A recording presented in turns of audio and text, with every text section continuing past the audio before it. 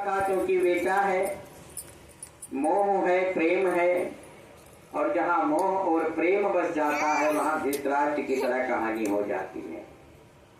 धृतराष्ट्र को भी बहुत समझाया बड़े बड़े देव ऋषियों ने कि दुर्योधन का त्याग कर दो, दुर्योधन का त्याग कर दो, लेकिन कैसे त्याग करें? बेटा बेटा, बलवान बेटा, बुद्धिमान बेटा, बल बुद्धि का प्रयोग ही नहीं कर रहा है।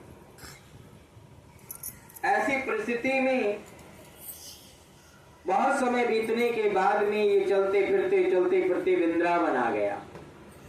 देखना उद्धार होने का रास्ता धीरे धीरे इसको, क्योंकि ये बिल्कुल सही बात है कि कब किस रूप में परमात्मा कहां तुम्हें बुला ले और कहां से तुम्हारी कहानी ठीक हो जावे और कहां से तुम्हारी कहानी बिगड़ जावे, ये किसी को पता नहीं है। धीरे धीरे जब बहुत समय व्यतीत हो गया, वृंदावन आ गया, कुछ समय बाद सत्यव्रत नाम का एक भगवान का अति भक्ति करने वाला, जिसको कहा जाता है कल्पवास करना। कल्पवास का मतलब होता है कि 1 महीना घर से अलग रहना, किसी तीर्थ स्थल में रहना, और जो तुम यहाँ करते हो अपने घर से करते हो और वो धर्मशाला से किया जाता है। किसी धर्मशाला में तुम किसी भी इस समय किसी भी तीर्थ स्थल में चले जाओ, किसी गंगा जी के तट पर चले जाओ, अयोध्या चले जाओ, मथुरा चले जाओ, वृंदावन चले जाओ, तुम्हें कल्पवास करने वाले जरूर मिलेंगे वहां, क्योंकि कार्तिक का महीना कल्पवास का महीना होता है। कल्पवास कहा जाता है त्याग का। जो ये कर रहे हो, इससे पहले भी 4 बजे कभी नहाते होंगे जब मुश्किल में ट्रेन पकड़ना होता होगा तो, नहीं तो 4 बजे तो नहीं नहाते होंगे। और 4 बजे की वेला ब्रह्म वेला कहा गया है, ब्रह्म मुहूर्त कहा गया है। इसमें जल से स्नान करना ही अमृत के समान माना गया है।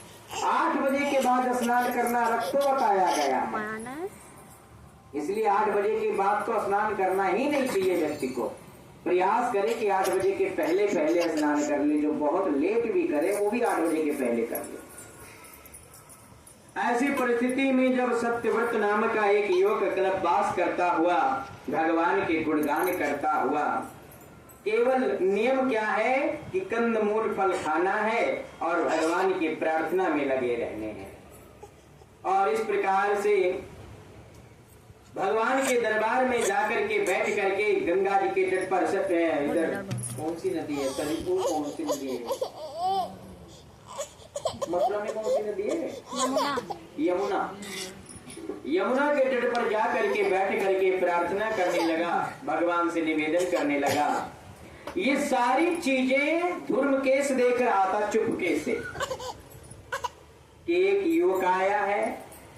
इसलिए कहा जाता है कि अपनी पीढ़ी को सुधारने का प्रयास करो, ना जाने तुमसे क्या कौन सीख करके अपने जीवन को बदल ले और ना जाने तुमसे क्या सीख करके अपने जीवन को बर्बाद कर ले। इसलिए अपने मूल को जरूर सुधारने की कोशिश करो। धर्मकेश कितना भी विचारी है, लेकिन आज वो परिहास में देख रहा है कि यमुना के तट पर कोई आया है युवक और भगवान स्नान किया है, स्नान करने के बाद भगवान की मूर्ति लगी है और उसके सामने जल अर्घ सब दे करके धूप दीप चढ़ा करके और भगवान का नाम स्मरण, ये सब चुपके से देख रहा है। जब सत्यव्रत नाम का युवक वहां से जाता है तो ये अब ये यमुना के तट पर जा नहीं, वहां से जब आया तो इसके मन में पता नहीं क्या सवार हुआ, वहीं से मिट्टी ले आया और वेश्याओं के घर ही जा करके, क्योंकि रहने का ठिकाना उसने वहीं बनाया था,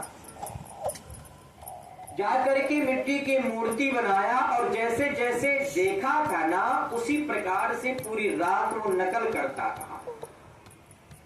ध्यान देना, ये परिहास में भी बेशक कर रहा हो, लेकिन ये पूरी रात जागरी कर करके और नकल कर रहा होता है। एक चीज और याद रखना, मित्र से ज्यादा शत्रु याद आते हैं। जब कंस को भगवान ने उद्धार किया तो सभी ने प्रश्न पूछा कि कंस तो तुम्हें गाली देता था, क्यों कंस का उद्धार किए? भगवान ने कहा तुमसे ज्यादा मुझे याद करता था कंस। कंस को तो काली चीज से नफरत हो गई थी, यदि काली जीरा दिख जावे दाल से दाल फेंक देता था। एक हिसाब से भक्ति ही तो है। अरे किसी भी प्रकार से भज रहा है राम को तो देख ही रहा है ना। आंख की पुतलियां काली दिख जाए आप पल को, हटो साइड हटो। ये इतना डर के मारे, दहशत के मारे, नफरत के मारे, जलन के मारे वो हर काली चीज से नफरत करने लगा था। जब वो तैयार हुआ उसका तो भगवान से पूछा गया तो भगवान ने कहा कि भक्त तो समय समय पर याद करते हैं लेकिन शत्रु तो हर घड़ी हमें याद किया करते हैं। बोल गोविंद भगवान की। ये